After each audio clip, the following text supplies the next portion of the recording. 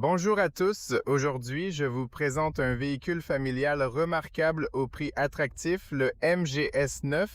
Dans cette vidéo, nous le testerons en conduite et une autre vidéo sur ma chaîne présentera son examen détaillé. N'oubliez pas de regarder pour en savoir plus sur l'intérieur, l'extérieur et la qualité. Dans cette vidéo, il s'agit de conduire. Nous conduirons ce SUV super familial, grand et abordable. Sur l'autoroute dans la ville, nous verrons la consommation, nous parlerons de suspension, isolation acoustique, nous parlerons de tout, donc ce sera une voiture vraiment intéressante. Et pour être honnête les gars, cette voiture commence à environ 36 000 € et version haut de gamme que nous avons ici, il va jusqu'à 38 000 € avec quelques réductions que MG ont en ce moment en Roumanie. Selon le pays que vous êtes, le prix peut être différent, mais je veux dire pour un 36 000, 38 000 €, c'est une voiture familiale incroyable avec de nombreuses caractéristiques de sécurité et de confort dont nous allons parler. Maintenant, la version que j'ai avec moi est la version haut de gamme. Elle est livrée avec des jantes de 20 pouces. De toute façon, les deux versions sont livrées avec les mêmes jantes de 20 pouces, frein ventilé, celui-ci à l'avant, frein ventilé, celui-ci à l'arrière. La voiture a l'air vraiment impressionnante. Elle a une certaine position sur la route et elle a certains éléments qui ont pris... Je ne sais pas, ça ressemble un peu à la BMW, un peu à la Skoda. Kodiaq à l'arrière ici, il ressemble un peu à une BMW sur les feux arrière. Il a plein de LED.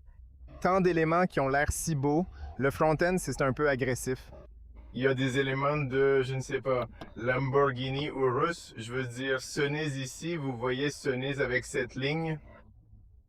Juste un peu, ça a l'air cool et il y a tellement de choses à parler de la voiture. Elle est livrée avec une suspension indépendante McPherson à l'avant, une suspension indépendante multilien à l'arrière. C'est un 7 places, un énorme 7 places avec beaucoup d'espace. Vous pouvez ajuster ces sièges de tellement de façons. Il a un intérieur magnifique. C'est le cuir comme le cuir écologique sur la version haut de gamme, mais la version d'entrée de gamme est livrée avec un matériau textile sur les sièges, mais ils sont super confortables.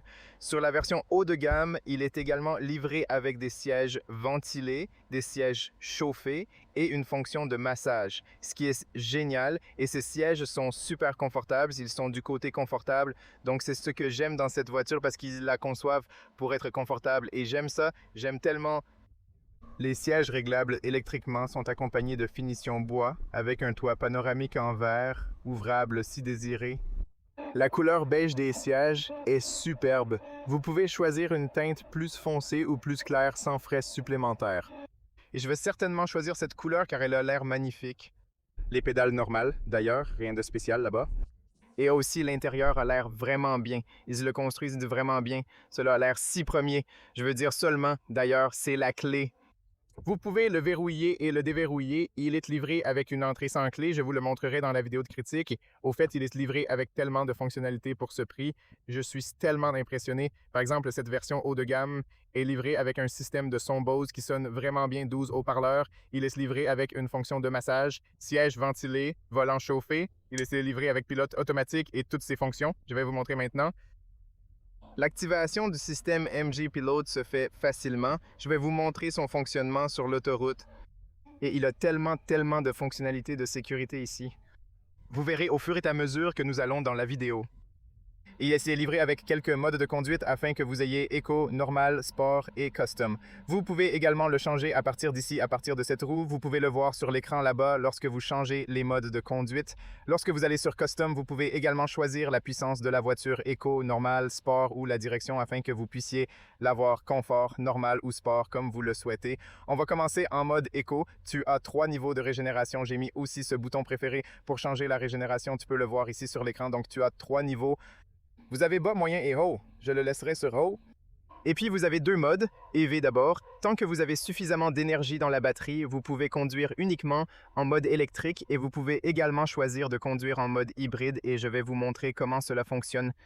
Donc tant que vous avez suffisamment d'énergie dans la batterie, si vous la mettez en premier, la voiture fera de son mieux pour conduire uniquement électrique. Quand ce n'est pas possible, nous passons à l'hybride où vous pouvez le forcer un peu, le forcer à conduire en hybride. va conduire la voiture, va conduire toujours en électrique. C'est un système très complexe. Vous pouvez voir ici combien d'autonomie nous avons en électrique. 36 km et avec moteur à combustion interne, 876 litres frein à main électronique, maintien automatique. Voici le stand pour le mettre en conduite, en arrière, recharge sans fil, uniquement sur la version de gamme supérieure. Et ici, vous avez un bouton physique pour le système climatique et vous pouvez aussi, c'est comme un piano ici, ceci dehors. Très sympa. Les events automatiques s'orientent seuls. Les manuels nécessitent un ajustement de manuel. Volant, cuir écologique, même belle forme. Et j'adore le volant, il a une grande forme avec zone perforée, un bouton physique pour différentes fonctions. Ici, vous pouvez basculer entre différentes vues ici sur l'écran et vous pouvez également changer l'écran pour voir la navigation ou pour voir le régulateur de vitesse adaptatif et toute cette fonction. La partie intéressante, c'est qu'ici, vous pouvez voir un joli graphique de ce qui s'est passé avec l'énergie en temps réel. Je vous montrerai au fur et à mesure que nous allons dans la vidéo quand le moteur à combustion interne fonctionne, quand le moteur électrique fonctionne et quand il charge la batterie. Vous pouvez également voir la pression des pneus, nous pouvons voir les infos médiatiques, nous pouvons voir la consommation sur les 1229 derniers kilomètres et vous pouvez voir la consommation 6,9 litres plus 3 kWh ou sur le dernier trajet que nous allons réinitialiser bien sûr. Le pilote automatique est activable, je le montrerai dans la vidéo. Et puis, bien sûr, vous pouvez changer cette vue sur l'écran, vous pouvez personnaliser. Si vous allez dans le cluster, vous pouvez choisir la vue intelligente qui vous montre ce qui se passe autour de la voiture. Vous pouvez choisir uniquement la vitesse ou cette carte, qui est ma préférée, et bien sûr, elle a beaucoup de paramètres ici. Vous avez également le mode remorquage et Downhill Assist avec Traction Control. Dans MG Pilot, ces fonctions sont activées. Je montrerai aussi les caméras à 360 degrés plus tard. On démarre en mode éco et réinitialisons la consommation. Miroirs électriques réglables, ce qui est agréable. Bonne visibilité autour des miroirs. Vous avez une position très confortable. J'aime vraiment la position. C'est tellement confortable de s'asseoir sur ces sièges. Et la visibilité est bonne. Vous vous sentez comme dans un Vue S haut de gamme et cher. J'aime que les écrans soient inclinés vers le conducteur.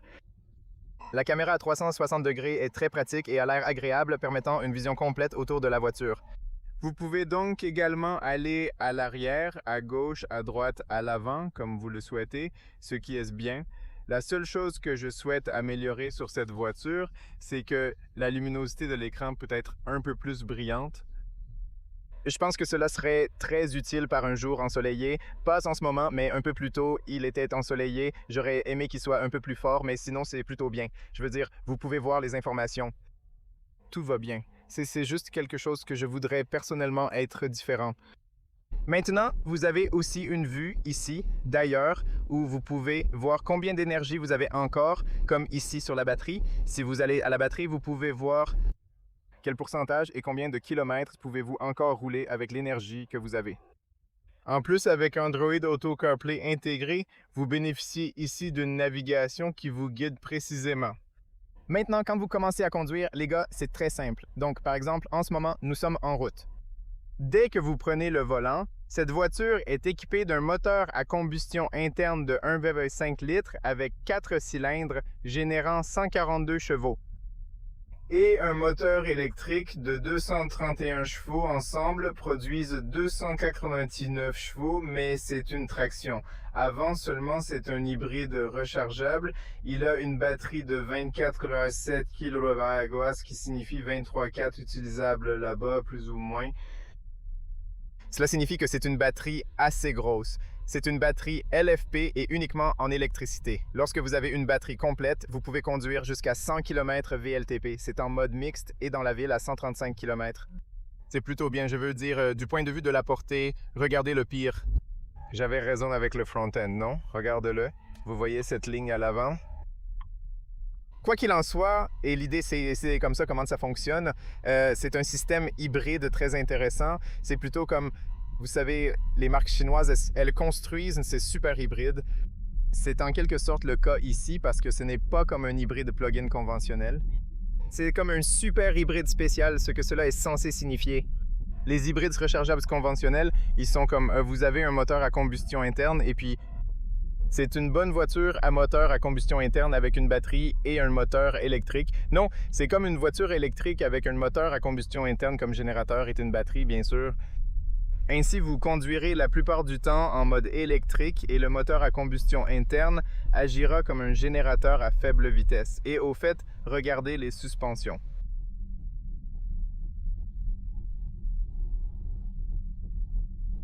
Ils sonnent plutôt bien et ils sont assez confortables. La voiture est conçue pour être confortable. C'est une voiture grosse et relativement lourde d'environ 2162 kg ou quelque chose comme ça. Quoi qu'il en soit, environ 2100 kg plus ou moins. Donc relativement léger si on le considère comme une batterie. Il a un moteur à combustion interne. C'est une grande voiture de 5 mètres. L'empattement est de 2,91 m, donc c'est un assez grand 7 places avec beaucoup d'espace, mais quand vous conduisez, ne se sent pas grand parce qu'il a ce moteur électrique de 231 chevaux qui vous donne la puissance instantanée. Et vous pouvez voir en ce moment, nous conduisons dans la ville ici à basse vitesse. Et vous pouvez voir que la plupart du temps, je vais vous montrer aussi ici sur l'écran, la plupart du temps, vous pouvez voir le graphique en ce moment. La voiture roulera avec le moteur électrique. À basse vitesse jusqu'à 60 km/h, la voiture va déplacer les roues avec moteur électrique tant que vous avez suffisamment d'énergie. Pour l'instant, je choisis de conduire en hybride. Donc lorsque vous choisissez en hybride, alors le moteur à combustion interne fonctionnera également. Mais c'est un ordinateur qui choisit quand il vaut mieux conduire avec un moteur à combustion interne, quand il vaut mieux conduire en électrique, quand il vaut mieux conduire en mode mixte, quand il vaut mieux faire fonctionner le moteur à combustion interne comme générateur pour générer de l'énergie pour la batterie ou pour le moteur. Donc, il fonctionne en parallèle init à tous les types de modes de mixage, ce qui est génial, vous savez, parce que cela vous donne cette flexibilité pour conduire aussi efficacement que possible selon la situation que vous êtes. Donc, l'idée est simple. Vous conduisez lentement dans la ville. Vous voyez, nous conduisons une réponse électrique est instantanée, c'est efficace, fluide, silencieux, agréable à conduire et c'est génial. Lorsque vous conduisez sur l'autoroute, une vitesse plus élevée de plus de 100 km/h. Ensuite, le moteur à combustion interne marchera et déplace la voiture. Ce n'est qu'alors qu'il va déplacer la voiture. Et de temps en temps, lorsque vous appuyez plus fort sur l'accélération, alors ils fonctionneront comme maintenant. Vous pouvez voir maintenant qu'ils fonctionnent en parallèle. Que signifie parallèle? Cela signifie qu'ils bougent tous les deux la roue, vous savez, et ils aident à bouger la roue. C'est plus que compliqué de vous expliquer parce que selon la situation, selon la batterie, selon, oui, je ne sais pas, la situation, la voiture va décider comment rouler. Mais la règle est simple. À faible vitesse, la plupart du temps, le moteur à combustion interne fonctionne comme un générateur, récupère l'énergie et envoie l'énergie aux roues. Et vous pouvez certainement le sentir à travers l'accélération, à travers la réponse rapide. Le meilleur est que la voiture a une réponse si rapide lorsque vous accélérez, ce qui est génial. Je veux dire, c'est très important. Le cercle de virage est extrêmement bon. 11,5 mètres pour une si grande voiture, c'est vraiment bien. Comme référence, Tesla Model 8 ont 12 Nm, donc et il est plus petit, donc de ce point de vue, c'est génial. C'est facile de conduire le volant, il est assez assisté en mode éco et confort en mode sport. Il devient un peu plus lourd, mais dans l'ensemble, il est assez assisté. En ce moment, nous avons aussi ceci. Ce système régulateur de vitesse adaptatif et pilote automatique, vous pouvez régler la vitesse et la voiture maintiendra essentiellement la vitesse, accélérera, gardera la distance et restera entre les voies avec toutes les caractéristiques de sécurité. Et vous pouvez voir comme en ce moment, nous roulons 102 km/h et vous pouvez voir que le moteur à combustion interne fonctionne à des tours plus élevés. A aussi un autre petit moteur électrique comme un générateur qui aide à démarrer la voiture et aide également à réguler les taux de régime du moteur à combustion interne. Et en ce moment, regardez, c'est juste le moteur à combustion interne qui fonctionne. Déplacer la voiture, pourquoi est-ce? Et il ne se déplace pas seulement en ce moment, mais il se déplace et envoie également l'électricité aux batteries. Et maintenant, en montant, vous voyez le moteur électrique se mettre en marche et aider un peu. Donc, vous voyez, en fonction de la situation, la voiture choisira comment fonctionner. Ce système hautement intelligent assure une efficacité constante, peu importe les conditions dans lesquelles vous conduisez. La voiture est également dotée d'un double verre à l'avant, simple à l'arrière. L'isolation phonique est plutôt bonne, étonnamment bonne. Vous avez une position très confortable. Donc de ce point de vue, l'isolation phonique pour un si grand SUV et le confort est magnifique. La configuration de la voiture, c'est pour le confort, donc vous avez certainement l'impression que c'est une voiture confortable plus que dynamique, donc ne vous attendez pas à être une voiture sportive, mais attendez-vous à avoir une réponse rapide lorsque vous accélérez. Par exemple, regardez 100, j'accélère un peu et immédiatement me pousse à 120, ouais, ce qui est tout à fait bien parce que vous avez cette réponse rapide électrique et j'aime ça. C'est quelque chose que j'apprécie vraiment sur ces systèmes hybrides, car ils ont un gros moteur électrique et ils ont à peu près beaucoup de puissance pour évanouir le véhicule, même si vous avez déjà une certaine vitesse. Il est livré avec toutes les fonctionnalités de sécurité comme la technologie des angles morts. La visibilité est assez bonne. Donc je ne le ferai pas. Ouais, je n'ai pas trop de choses négatives à dire sur la voiture. En général, c'est très agréable. Je veux dire, pour ce prix, 38 000 €, c'est très bien. C'est très bien. De plus, le système est très bon. En ce moment, nous sommes sur un niveau de frein régénératif 3. Cela signifie que si j'appuie sur le frein, la voiture récupérera l'énergie dans la batterie. Alors, regardez ça. Je le libère et vous pouvez voir qu'il est assez fort, mais vous pouvez choisir le niveau 1, le niveau 2, le niveau 3. Vous avez donc la flexibilité de choisir la force de cette récupération. C'est quelque chose que j'aime beaucoup parce que lorsque vous vous récupérez selon la situation, vous conduisez sur l'autoroute, vous choisissez le niveau 1 et vous ne perdez pas trop d'énergie à la friction. Mais si vous voulez récupérer, si vous conduisez en ville, je pense qu'il vaut mieux l'utiliser avec une récupération maximale. Ouais, c'est donc ainsi que fonctionne le système. Il est également livré avec un réservoir de carburant de 65 litres et avec une batterie complète peut atteindre plus de 1000 km. Dans un essai, ce qui va bien. Je veux dire, c'est plus que bien pour un si gros véhicule. Vous savez, étonnamment, ça ne semble pas lourd et j'aime le fait que la batterie soit sous le sol, donc elle est exactement positionnée là où c'est le meilleur moyen de vous donner ce centre de gravité inférieur. Et c'est pourquoi dans les courbes, comme ici par exemple, si je vais un peu plus vite dans la courbe, vous verrez que même si c'est une grosse voiture, le centre de gravité inférieur où il est assis, il le rend vraiment bien. Donc même si cela semble regarder, la suspension est un peu plus douce. La voiture, elle s'assise plutôt bien dans les courbes de sa manière confortable et mec, je suis tellement surpris de combien la voiture est raffinée à ce prix. Donc ça me surprend quand je relâche la pédale d'accélération. En ce moment, nous récupérons l'énergie et quand j'appuie sur le frein, vous ne ressentez pas cette transition entre le frein physique et la récupération. Donc il est rendu lisse. Donc dans l'ensemble, oui, passons au mode sport. En ce moment, je vais au sport et vous sentez immédiatement, wow, c'est beaucoup plus rapide. Donc c'est une traction avant, il ne vient qu'avec cette configuration. Donc seulement en hybride rechargeable 289 chevaux. Il est livré avec une vitesse spéciale, transmission automatique spéciale pour ces hybrides. Regardez ça, c'est si rapide en ce moment et le moteur c'est si rapide que regardez, si vous accélérez plus fort, il pourrait perdre l'adhérence pendant 1 seconde puis il s'engage à nouveau. Donc c'est si rapide, regardez ça, même si vous avez déjà aimé comme 70 et vous appuyez sur l'accélération, regardez ça, vous repousse dans le siège afin que vous ayez cette puissance pour évanouir le véhicule. Il se sent agile et agile dans une manière de l'accélération, pas agile dans la façon des courbes et des manières, parce que dans les courbes, c'est un grand SUV, donc vous n'allez pas avoir cette sensation sportive, mais quand il s'agit d'accélération, il se sent assez bien. Regardez, accélère en ce moment et j'ai plus que suffisamment de puissance pour faire le tour et c'est très linéaire. En ce moment, regardez le moteur à combustion interne donner des coups de pied et les deux, le moteur à combustion interne et le moteur électrique, vous donnent la puissance. Étonnamment, même à des vitesses élevées sur l'autoroute, on découvre qu'il est remarquablement silencieux, ce qui est plutôt incroyable.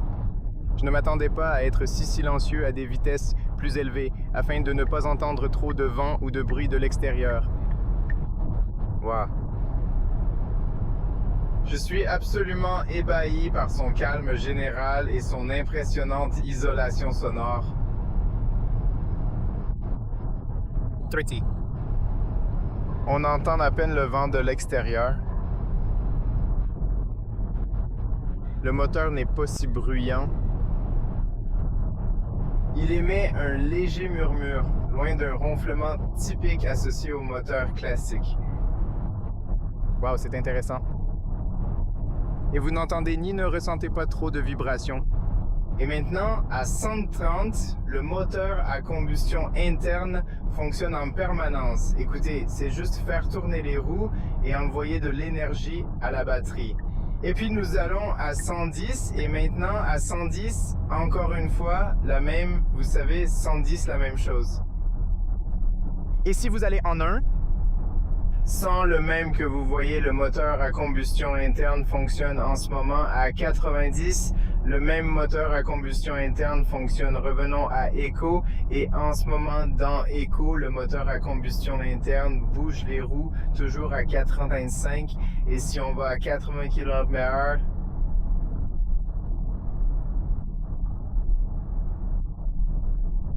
maintenant c'est un mélange. maintenant, c'est un mélange et le moteur électrique fonctionne, puis c'est un mélange en dessous de 80 km/h. Il commence à se mélanger. Ouais, vraiment fascinant, incroyablement captivant. Maintenant, nous sommes en pleine récupération. Donc, lorsque vous relâchez la pédale d'accélération, la voiture récupérera l'énergie afin que vous puissiez anticiper le trafic, afin que vous puissiez anticiper comment vous aimez pour utiliser cette énergie. Et puis finalement, si vous appuyez sur le frein, vous verrez que la transition entre l'interne, entre le frein régénératif et le frein physique n'est pas comme ça, n'est pas si perceptible. Donc vous remarquez à peine aucune différence quand vous appuyez sur le frein physique ou quand vous utilisez quand la voiture utilise le frein régénératif pour que tout soit extrêmement doux et agréable. Maintenant, en allant dans la ville ici, la voiture roule uniquement avec le mode électrique et uniquement avec le moteur électrique. Elle bouge la roue et vous sentez certainement à quel point elle est douce et agréable. Naviguer dans les virages et contourner les ronds-points, c'est simplifié, aidé par une direction assistée performante. Sur ces bosses de vitesse, il est relativement confortable, donc la configuration, est-ce que ce n'est pas mauvais? Ce n'est pas mauvais. Surmonter de grosses bosses, petites à moyennes, c'est parfait. Surmonter de grosses bosses, cela semble un peu limité en termes de suspension. Et oui, mais sinon, c'est relativement bon pour cette gamme de prix. Je ne pense pas que vous voulez plus que ça. Bien sûr, si nous regardons Mercedes, mais c'est beaucoup plus cher ou d'autres marques premium, vous pouvez obtenir une meilleure suspension comme Volvo et ainsi de suite.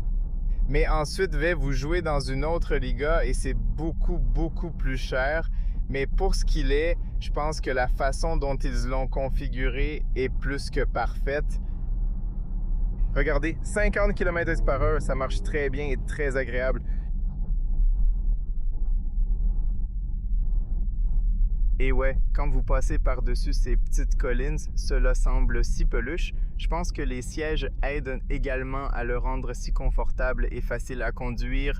Je veux dire que pour une si grosse voiture, j'étais comme au début, je dois conduire une grosse voiture, elle semble lourde, elle semble, oui, peut-être difficile à conduire en ville, mais étonnamment, après la conduire, vous comprendrez que la configuration, c'est plutôt bien fait de telle manière qu'il se sent assisté.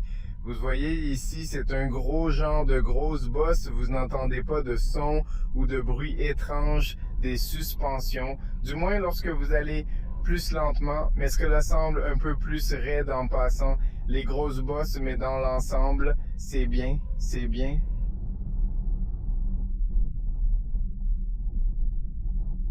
Ouais, bonne visibilité, sinon du point de vue de la visibilité. Nous verrons aussi la consommation dans la seconde. Nous conduisons un peu plus ici, et puis quand nous nous arrêtons, nous vérifions la consommation. La visibilité dans les miroirs est bonne. Dans le rétroviseur ici, ça va. Ce n'est pas le meilleur parce que vous restez un peu plus haut et parfois les petites voitures qui sont plus bas, vous ne les voyez pas si bien, mais en général, vous avez une bonne vue. Vous avez également une caméra à 360 degrés si vous en avez besoin à basse vitesse.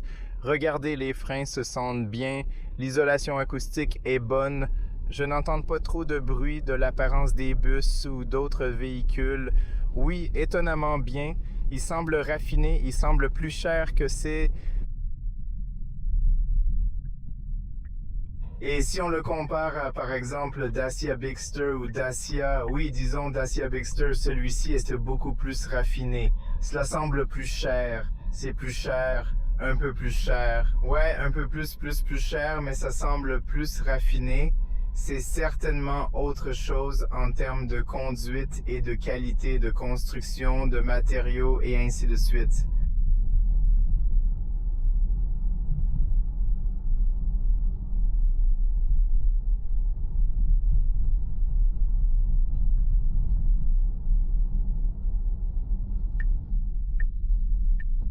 Quoi qu'il en soit, de mon point de vue, je pense que c'est un bon véhicule familial. Je pense que c'est un véhicule familial de 7 places facile à conduire. Et je pense que si vous voulez une voiture familiale économique avec 7 places, avec beaucoup d'espace et de jolis matériaux et un look haut de gamme, je pense que vous pourriez aimer cette voiture. Je pense certainement que vous devriez absolument aller l'essayer et voir si vous l'aimez, car cette voiture pourrait être l'une des meilleures offres de qualité-prix sur le marché de nos jours. Laisse-moi me garer ici. Le stationnement reste assez simple. Appuyez sur le frein et passez en marche arrière. Vous pouvez voir la caméra de vue d'oiseau. Vous pouvez voir la voie, vous pouvez voir les lignes qui vous aident à guider votre parc et vous pouvez stationner relativement facilement pour un si grand véhicule que les caméras à 360 degrés vous aideront à se garer dans un endroit parfait. Juste ainsi, mettez-le en parc et utilisez le frein électronique avec maintien automatique. Voyons la consommation que nous pouvons aller comme ici. Je peux vous montrer que c'est la consommation accumulée. Je n'ai pas trop conduit, mais cela vient des pilotes précédents. Vous avez donc 1247 km et la consommation est de 2,9 kWh plus 6,9 litres. Et si nous allons à ma conduite, c'est comme minus 5,6 kWh car la voiture charge la batterie. Elle charge la batterie dans ce voyage que j'ai fait plus 8,9 litres. Donc c'est la consommation en général, et puis il faut le calculer vous-même, mais en général, c'était le voyage homme, ça a l'air si bien. Regardez la voiture, ça a l'air si bien, je veux dire, l'intérieur, la disposition, le toit en verre panoramique, regardez ceci, même ces boutons, tout a l'air si sympa, si cool, si premium, si cher, et ça se vend à 38 000. Pour moi, c'est une super voiture, 7 ans de garantie ou 150 000 km. Pas mal, définitivement une voiture à prendre en considération si vous cherchez un SUV familial 7 places, même si vous ne cherchez pas un 7 places, vous cherchez un SUV, définitivement une voiture pour aller faire un essai. De toute façon, c'était la vidéo. J'espère qu'elle a été utile. J'espère que vous obtiendrez des informations utiles. Si vous avez une question, demandez-moi en bas. Je ferai de mon mieux pour vous répondre. Les gars, à toutes les questions, ne manquez pas la critique complète avec la même voiture. Si vous voulez en savoir plus à ce sujet, j'aurai quelques vidéos avec dans la nuit de critique complète, très important et intéressant si vous cherchez dans cette voiture. Merci infiniment pour votre précieux soutien. Je tiens à exprimer toute ma reconnaissance à chaque membre de cette merveilleuse communauté. N'oubliez surtout pas de cliquer sur j'aime, de partager cette vidéo, de vous abonner pour plus de contenu inspirant. Prenez soin de vous et restez en sécurité. J'ai hâte de vous retrouver bientôt dans la prochaine vidéo. Au revoir à tous. Avez-vous remarqué chaque petit détail? Cette voiture ne cesse de surprendre par son inspiration et sa fiabilité. Me suivrez-vous, même à travers la pluie ou la neige, pour découvrir tout son potentiel?